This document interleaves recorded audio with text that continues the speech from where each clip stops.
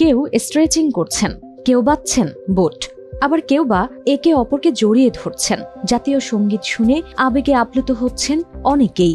এই আবেগ ও উচ্ছ্বাস ফুটবল মাঠে নামা নিয়ে একসময় তাদের বলা হয়েছিল মাঠে জায়গা নেই। দীর্ঘদিন পর সেই মাঠে নামার সুযোগ পেয়ে তাই কিছুতেই আবেগ ধরে রাখতে পারছিলেন না আফগান নারী দলের ফুটবলাররা।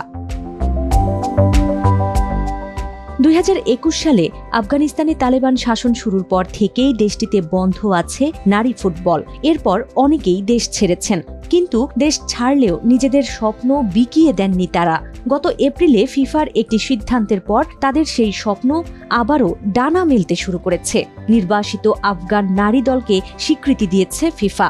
ফলে এখন তারা চাইলেই বিশ্বকাপ ও অলিম্পিকের মতো আন্তর্জাতিক প্রতিযোগিতায় খেলার যোগ্যতা অর্জনের লড়াই চালিয়ে যেতে পারবেন। নিজ দেশে থেকে 8,000 মাইল দূরে নিউজিল্যান্ডে নিজেদের সেই স্বপ্নের যাত্রাই শুরু করেছেন আফগান নারী ফুটবলাররা। বিশ্বের বিভিন্ন দেশ থেকে এসে জড়ো হয়েছেন তারা। গঠিত হয়েছে 23 সদস্যের আফগান নারী দল, যারা ইতোমধ্যেই নিউজিল্যান্ডে প্রশিক্ষণ ক্যাম্প শেষে কুক আইল্যান্ডসের বিপক্ষে 2টি প্রীতি ম্যাচও খেলেছে।